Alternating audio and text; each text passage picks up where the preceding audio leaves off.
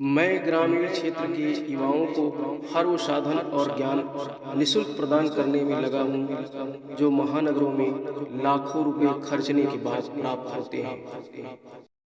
मैं शपथ लेती हूँ कि विद्यार्थी मेरा धर्म है, मानवता की सेवा करना मेरा परम लक्ष्य है। राष्ट्र की उन्नति में मैं सदैव तत्पर रहूंगी। अपने कर्तव्य मार्ग पर आगे बढ़ते हुए एक स्वच्छ, सुंदर तथा भ्रष्टाचार मुक्त मैं भारत का निर्माण करूंगी। जय हिंद।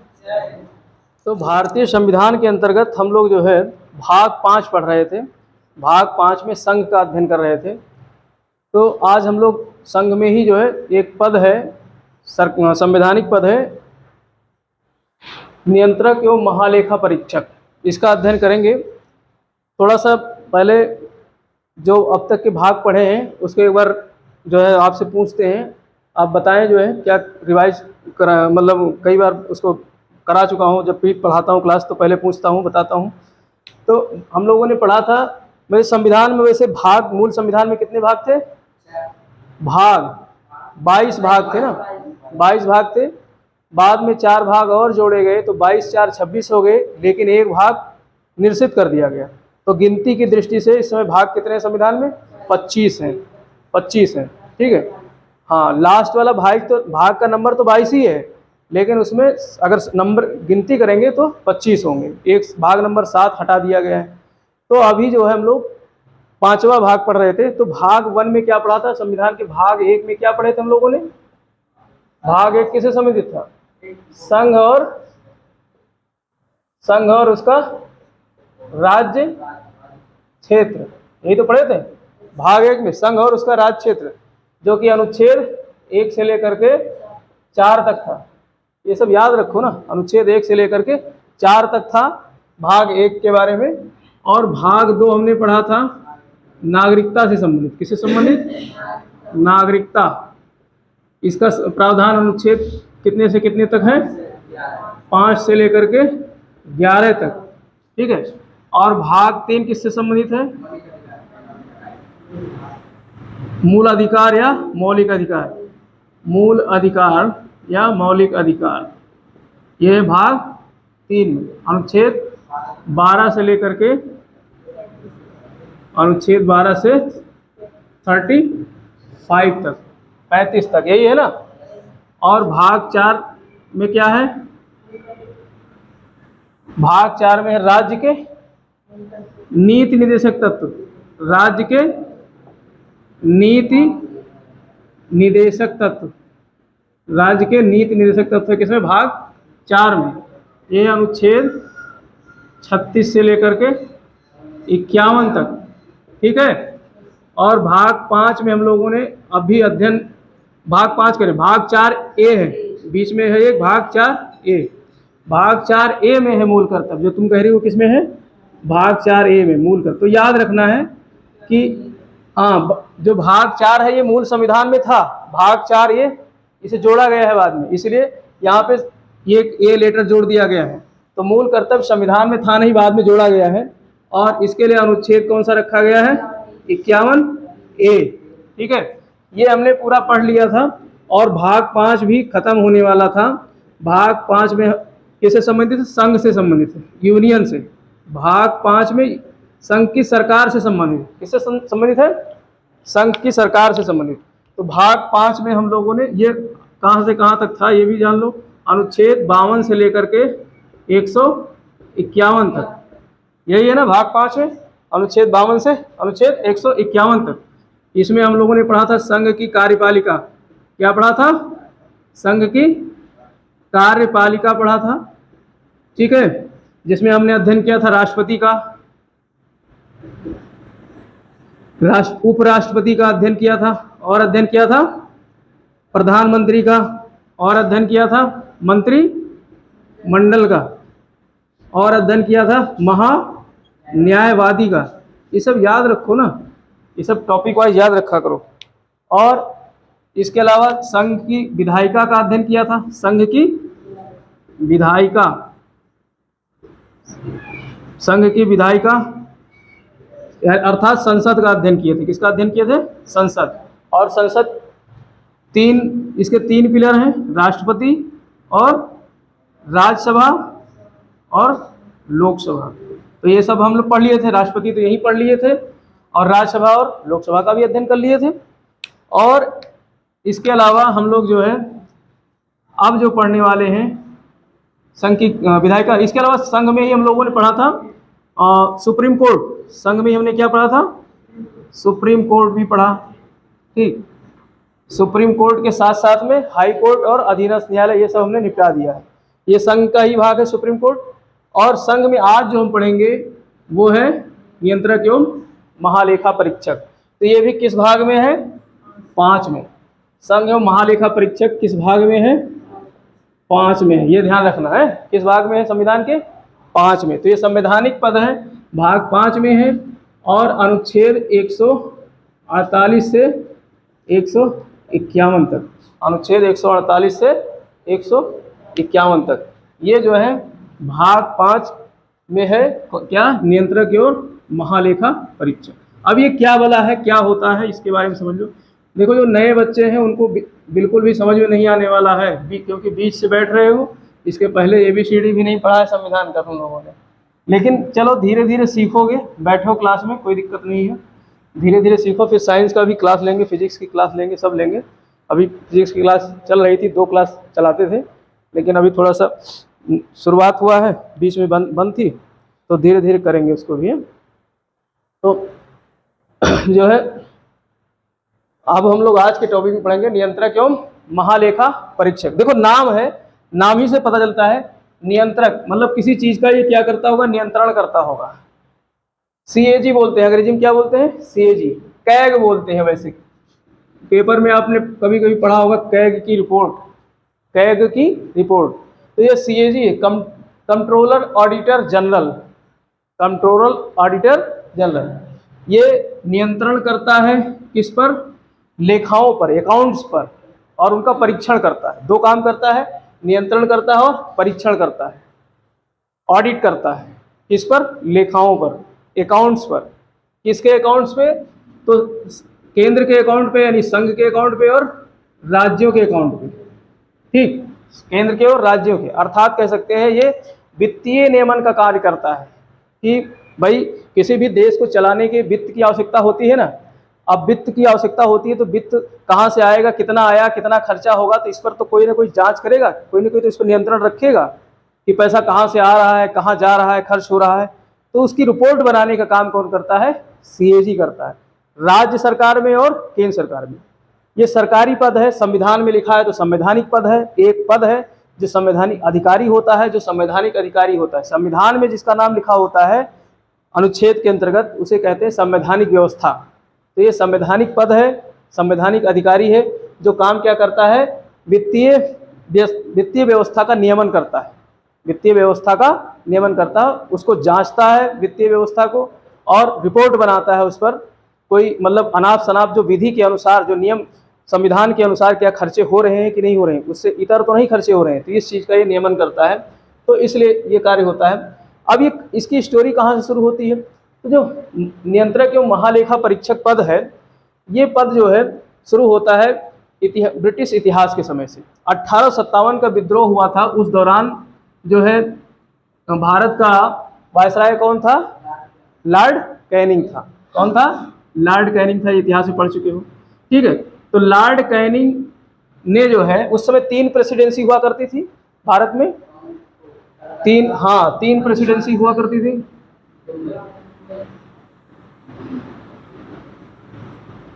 कोलकाता प्रेसिडेंसी थी, मद्रास प्रेसिडेंसी और मुंबई।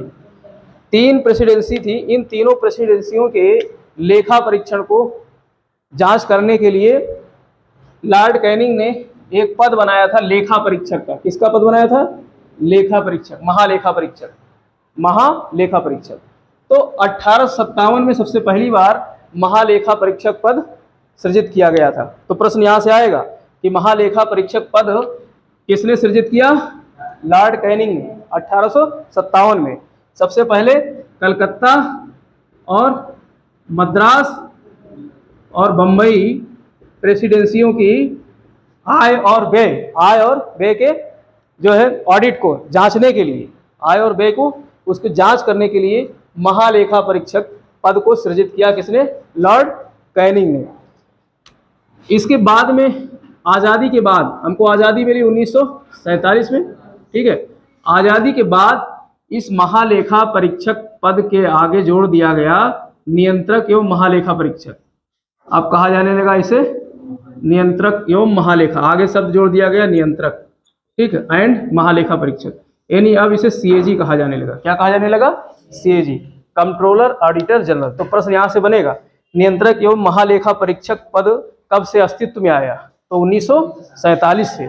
लेकिन आज़ादी से पहले लॉर्ड कैनिंग ने महालेखा परीक्षकों की नियुक्ति की थी 3 प्रेसिडेंसियों में ऑडिट करने के लिए, लेखा परीक्षण करने के लिए, ठीक है। तो इस तरीके से 1947 से ये पद चला आ रहा है। आज़ादी के बाद से अभी 14वें कैग हैं, 14वें नियंत्रक एवं महालेखा परीक्षक कौन है? तो वो है आपके जो है गिरीश चंद्र मुर्मू। अच्छा, हमारी राष्ट्रपति का नाम क्या है? द्रौपदी मुर्मू, उन्हीं के भैया होंगे, तो याद रखना, गिरीश चंद्र मुर्मू। और ये किस नंबर के हैं? आज़ादी के बाद से 14वें नंबर के। 14वें नंबर के ये क्या हैं? कैग हैं, नियंत्रक एवं महालेखा परीक्षक। ये अधिकारी होते हैं, ये संवैधानिक अधिकारी हैं, संवैधानिक पद है। तो ये 14वें नंबर के गिरीश चंद्र मुर्मू हमारे देश के क्या हैं? कैग हैं, नियंत्रक एवं महालेखा परीक्षक। अब जैसा कि मैंने बताया, संविधान में इसका उल्लेख अनुच्छेद 148 से लेकर 151 तक है। तो अनुच्छेद 148 में क्या व्यवस्था की गई है? अनुच्छेद 148 में कहा गया है कि भारत में जिस तरीके से अनुच्छेद 52 के अंतर्गत कहा गया है भारत का एक क्या होगा? राष्ट्रपति होगा, ऐसे ही अनुच्छेद 148 में कहा गया है भारत में एक क्या होगा? कैग होगा। भारत में एक कैग होगा, सीएजी होगा, नियंत्रक एवं महालेखा परीक्षक होगा।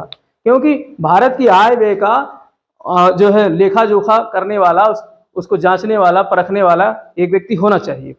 तो इसलिए कैग की व्यवस्था किस अनुच्छेद में है? अनुच्छेद 148 में।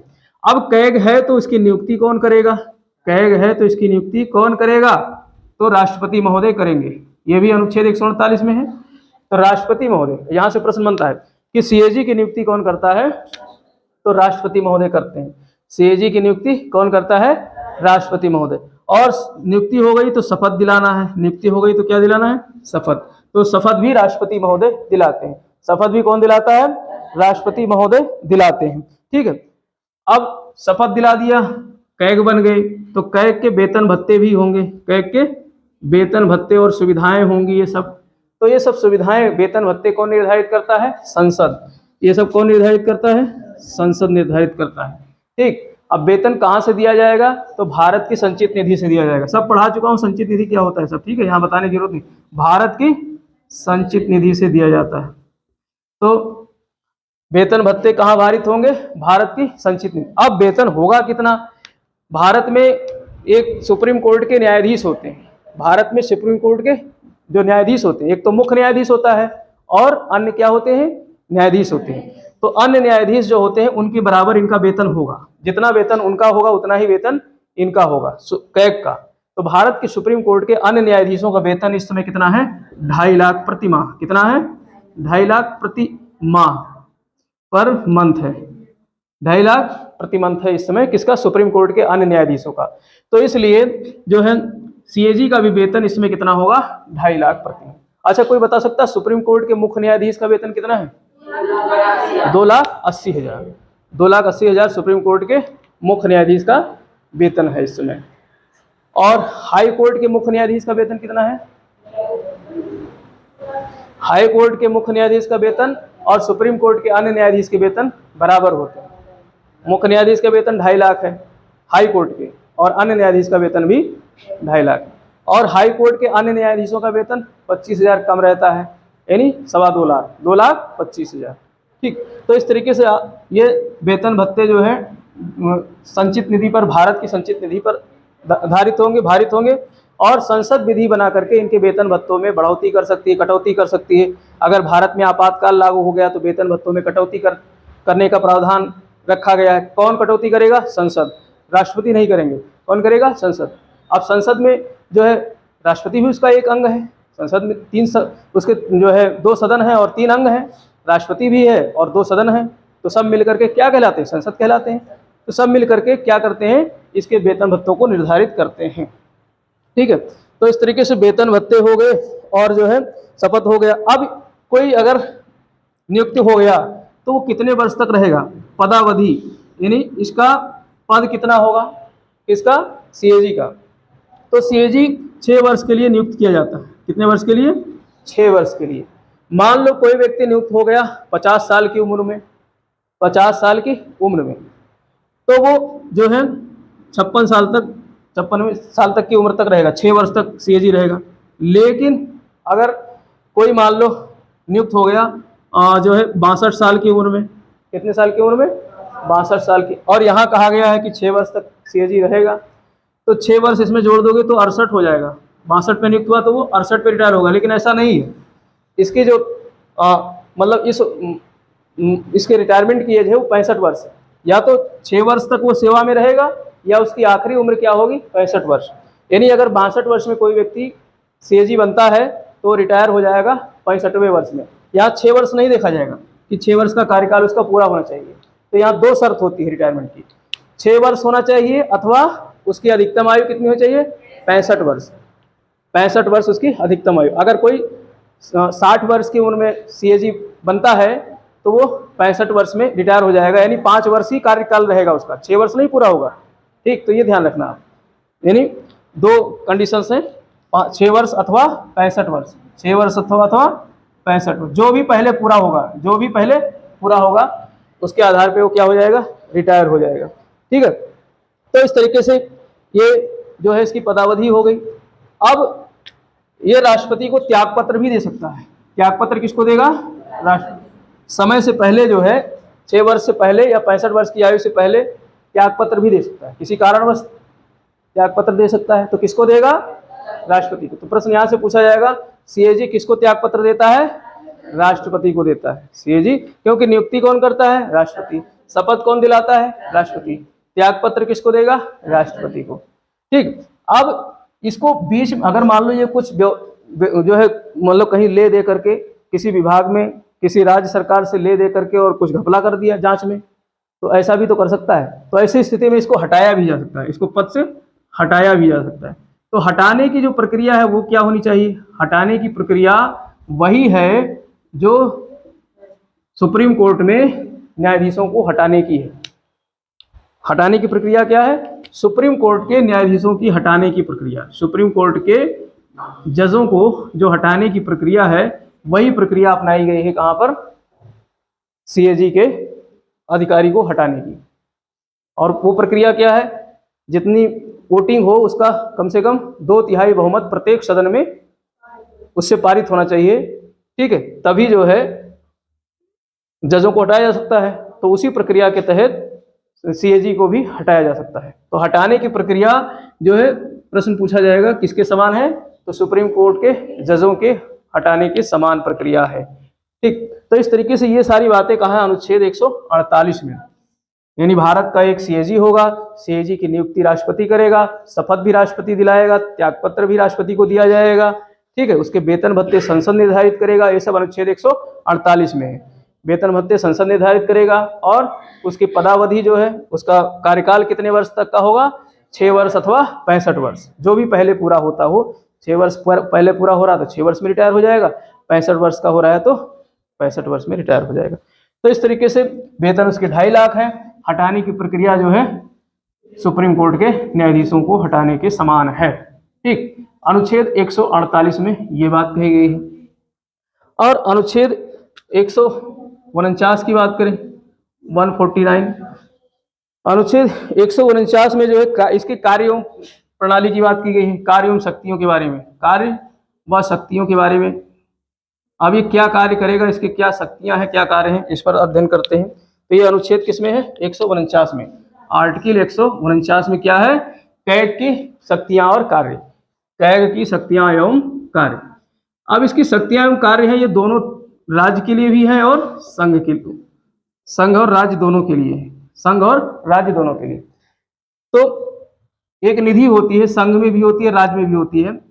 संचित निधि होती है, ठीक, आकस्मिक निधि होती है और लोक लेखा होती है, पब्लिक अकाउंट होता है, लोक लेखा होता है। तो ये 3 प्रकार की निधियां होती हैं।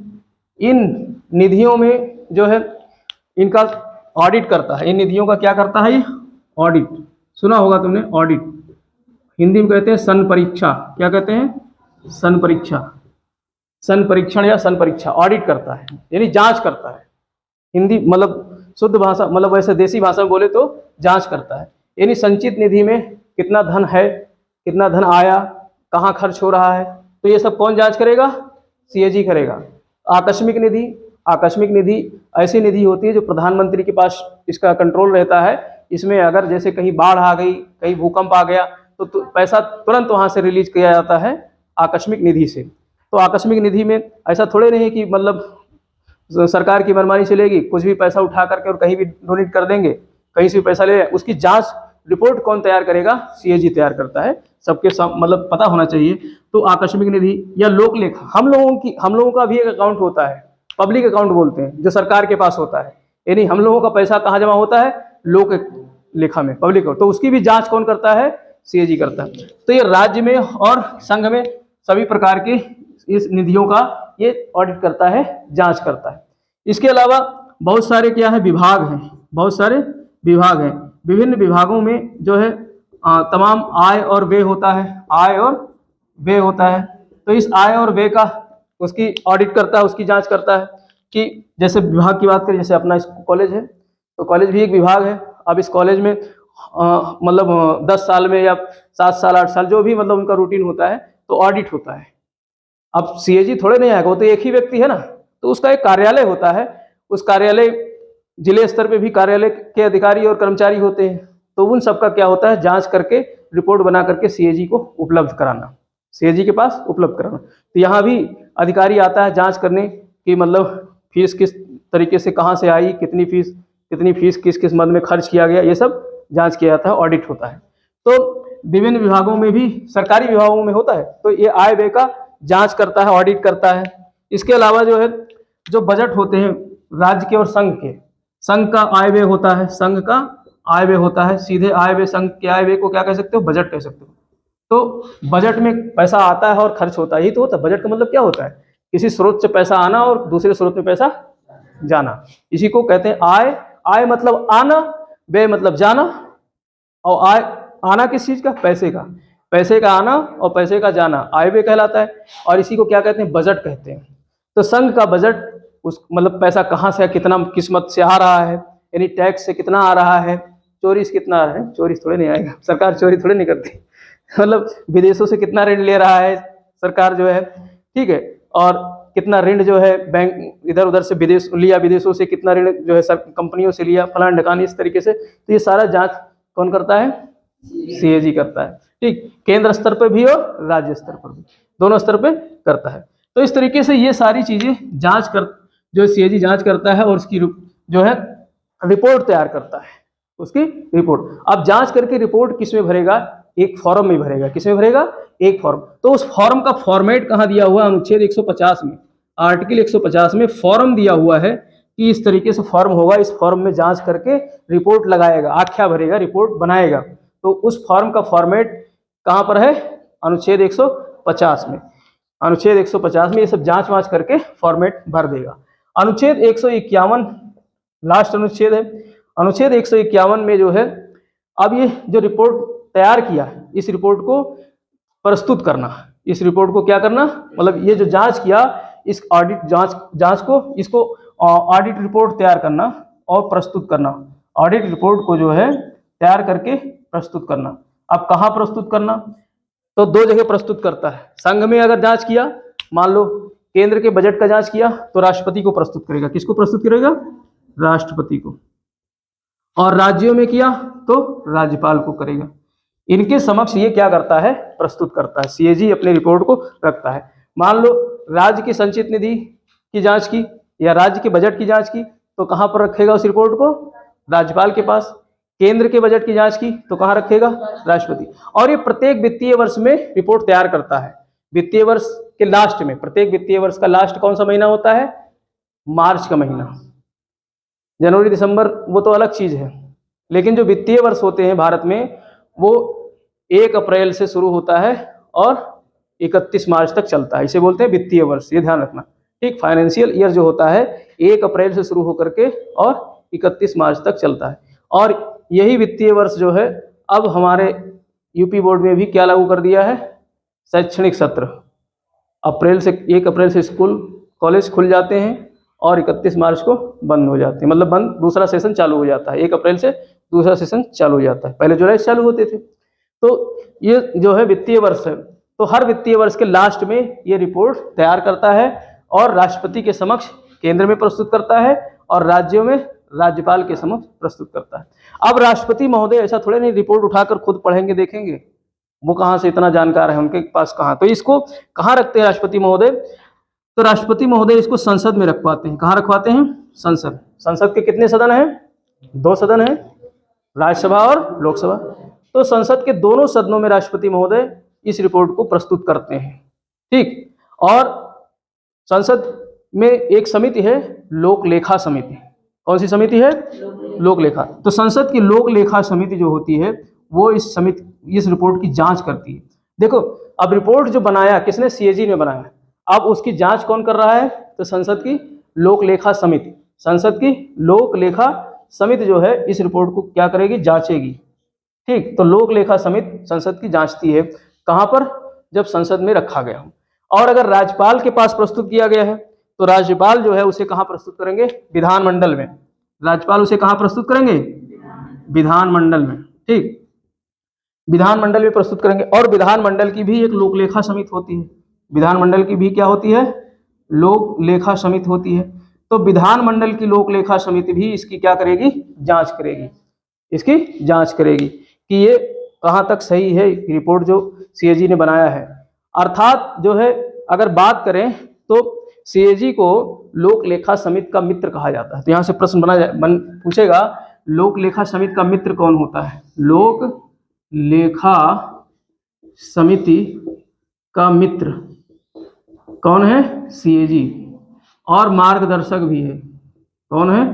मार्गदर्शक भी है। कौन? सीएजी। किसका? लोक लेखा समिति का मित्र और मार्गदर्शक कौन है? सीएजी है। क्योंकि लोक लेखा समिति के पास रख दिया रिपोर्ट और रिपोर्ट की वो जांच कर रहा है, तो लोक लेखा समिति का मित्र कहा जाता है और मार्गदर्शक कहा जाता है किसको? सीएजी को, कंट्रोलर ऑडिटर जनरल को। बात समझ में आई? इसको फिर से एक बार रिवाइज करो फटाफट और याद हो जाएगा। नियंत्रक एवं महालेखा परीक्षक भारतीय संविधान के भाग 5 में है। किसमें है? भाग 5 में है, संघ में है। ठीक है, सीएजी जिसको कैग बोलते हैं, कैग, सीएजी कैग बोलते हैं। ये भाग 5 में अनुच्छेद 148 से लेकर के अनुच्छेद 151 तक है। ठीक, इसका काम क्या है? वित्तीय व्यवस्था का नियमन करना, भारत और राज्यों की वित्तीय व्यवस्था का नियमन करना। जो सरकारी कार्यालय हैं और जो सरकारी निगम हैं, ठीक है, सरकारी कंपनियां हैं, उन सबके आय व्यय का क्या करता है? परीक्षण करता है, यानी लाभ और हानि का परीक्षण करता है। ठीक, इसका कार्य यही है। और इसकी बात करें, इसके इतिहास की बात करें तो 1857 की क्रांति के दौरान उस समय जो वायसराय था लॉर्ड कैनिंग, गवर्नर जनरल कहा जाता था उस समय, तो लॉर्ड कैनिंग जो गवर्नर जनरल था उसने जो है 3 प्रेसिडेंसियों में आय व्यय को जांच करने के लिए एक पद सृजित किया जिसका नाम रखा गया महालेखा परीक्षक। कलकत्ता, मद्रास और बंबई, 3 प्रेसिडेंसियों में ये पद सृजित किया। तो किसने सृजित किया? लॉर्ड कैनिंग ने। तो ये नाम याद रखना कि महालेखा परीक्षक पद भारत में किसने सृजित किया? लॉर्ड कैनिंग ने। लेकिन आज़ादी के बाद इसका पूरा नाम हो गया नियंत्रक एवं महालेखक, क्योंकि इसके काम को बढ़ा दिया गया, अब ये नियंत्रण भी करने लगा, तो इसे कहा गया नियंत्रक एवं महालेखा परीक्षक, कंट्रोलर ऑडिटर जनरल, आज़ादी के बाद। तो भारत अभी आज की डेट में जो है इस समय 2020 में जो पद ग्रहण किया था गिरीश चंद्र मुर्मू ने, 14वें सीएजी हैं। किस नंबर के सीएजी हैं? 14वें। क्या नाम है? गिरीश चंद्र मुर्मू, जो 2020 से पद पर हैं, यानी 6 वर्ष इसका कार्यकाल होता है, तो 2026 तक रहेंगे अगर बीच में हटाया नहीं जाता है या त्यागपत्र नहीं देते हैं तो इस तरीके से ये तो इसकी व्यवस्था होगी। अब ये संविधान के किन किन अनुच्छेदों में इसकी व्यवस्था है? तो 3 अनुच्छेद में है, 4 में, अनुच्छेद 148, 149, 150 और 151, 4 अनुच्छेदों में सीएजी की व्यवस्था की गई है। अनुच्छेद 148 में जो है क्या दिया गया है कि भारत में एक क्या होगा? सीएजी होगा और उसकी नियुक्ति राष्ट्रपति करेगा, उसको शपथ राष्ट्रपति दिलाएगा और राष्ट्रपति को ही वो त्यागपत्र देगा और उसके वेतन भत्ते को निर्धारित करेगा, संसद निर्धारित करेगा। और वेतन किसके समान होंगे? भारत के सुप्रीम कोर्ट के अन्य न्यायाधीशों के समान, जो इस समय कितना है? 2.5 लाख है। तो 2.5 लाख इसके वेतन होंगे और वेतन कहाँ से दिया जाएगा? भारत की संचित निधि से। किससे दिया जाएगा? भारत की संचित निधि से। ठीक, तो भारत की संचित निधि से वेतन दिया जाएगा और पदावधि यानी इसके जो कार्यकाल होंगे 6 वर्ष के होंगे अथवा 65 वर्ष, जो पहले पूरा होगा। 6 वर्ष अथवा 65 वर्ष, जो पहले पूरा। और इसे हटाया भी जा सकता है। भाई अगर कोई गलत कार्य करता है, यानी सिद्ध कदाचार, अगर उस पर जो है कोई अपराध सिद्ध हो जाता है तो हटाया जा सकता है। या फिर वो असमर्थ हो, असमर्थ कार्य करने में, मतलब जैसे मान लो एकदम से बिल्कुल अंधा ही हो गया, देख ही नहीं पा रहा है, तो कैसे जांच करेगा? तो असमर्थ हो गया ना, तो ऐसी स्थिति में उसे हटाया जा सकता है। लेकिन हटाने की प्रक्रिया क्या है?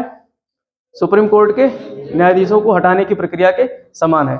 यानी जो वोट पड़ रहे हैं, उपस्थित है, जो वहाँ सदन में, दोनों सदनों से अलग अलग जो है पारित होना चाहिए, 2/3 बहुमत से पारित होगा तो उसे हटाया जाएगा। ठीक, तो संसद द्वारा इसे हटाया जा सकता है, पारित जो है विशेष बहुमत से। 2/3 बहुमत को क्या कहते हैं? विशेष बहुमत। तो विशेष बहुमत से इसे हटाया जा सकता है, यानी इतनी आसान प्रक्रिया नहीं हटाने की। तो ये अनुच्छेद 148 में व्यवस्था की गई। अनुच्छेद 149 में क्या व्यवस्था की गई है कि इसके कार्य और शक्तियां क्या होंगी? सीएजी के कार्य और शक्तियां क्या होंगी? तो कार्य और शक्ति की बात करें तो राज्य और संघ दोनों के लेखाओं का परीक्षण करता है, दोनों के अकाउंट्स का परीक्षण करता है। अकाउंट्स कैसे हो सकते हैं? पब्लिक अकाउंट हो सकता है, संचित निधि का अकाउंट हो सकता है, आकस्मिक निधि का अकाउंट हो सकता है। तो इन सारे अकाउंट्स के आय व्यय का क्या करेगा? परीक्षण करेगा, उसका ऑडिट करेगा, उसकी जांच करेगा। कौन? सीएजी। ठीक, इसी प्रकार से सरकारी मंत्रालय हैं, ठीक, सरकारी कार्यालय हैं, सरकारी निगम हैं, सरकारी कंपनियां हैं, उन सबकी लाभ हानि और आय व्यय का क्या करेगा? जो है जांच करेगा, उसकी जांच करेगा। ये काम जो है अनुच्छेद 149 के अंतर्गत आता है। अब जांच करके किसी फॉर्म में तो उसे भरेगा, टिक लगाएगा, लिखेगा, तो उसका फॉर्मेट क्या होगा फॉर्म का? तो वो कहाँ लिखा हुआ है? अनुच्छेद 150 में। अनुच्छेद 150 में जिस हिसाब से फॉर्मेट तैयार किया जाएगा उस फॉर्मेट में वो भरेगा। और अनुच्छेद 151 कहता है जो रिपोर्ट तैयार हुआ है उसे प्रस्तुत करना है। तो केंद्र की रिपोर्ट है तो राष्ट्रपति के समक्ष प्रस्तुत करेगा, राज्य की रिपोर्ट है तो राज्यपाल के समक्ष। कैसी रिपोर्ट? वही लेखा परीक्षण की, लेखा परीक्षण की। ठीक, बजट का, राज्य के बजट का, केंद्र के बजट का, निधियों का, आकस्मिक निधि, संचित निधि, लोक लेखा यानी पब्लिक अकाउंट, इन सब के आय व्यय का, यानी पैसा कहाँ से आ रहा है, पैसा कहाँ जा रहा है, इस सब की जांच करके रिपोर्ट प्रस्तुत करेगा। अगर संघ की है तो राष्ट्रपति को, अगर राज्यों की है तो राज्यपाल के। अब राष्ट्रपति महोदय उसे कहाँ रखेंगे? संसद के पटल पर रखेंगे, दोनों सदनों में रखेंगे, संसद के दोनों सदनों में रखेंगे। और संसद में लोक लेखा समिति होती है, हमने समिति पढ़ाई थी, वहां बताई थी। तो लोक लेखा समिति एक होती है सदन की, तो उस सदन की लोक लेखा समिति उसकी जांच करेगी। ठीक, इसी प्रकार से राज्यपाल महोदय विधानमंडल में रखेंगे और विधानमंडल की लोक लेखा समिति क्या करेगी? उसकी जांच करेगी। तो इस तरीके से ये पूरा जो है कंप्लीट हो जाएगा सीएजी की रिपोर्ट। और इसीलिए चूंकि लोक लेखा समिति जो है इसकी जांच करती है, इसीलिए लोक लेखा समिति का मित्र कहा जाता है। किसको? सीएजी को। सीएजी लोक लेखा समिति की मित्र होती है और मार्गदर्शक भी कहलाती है। तो इस तरीके से ये चैप्टर तुम्हारा खत्म हो गया।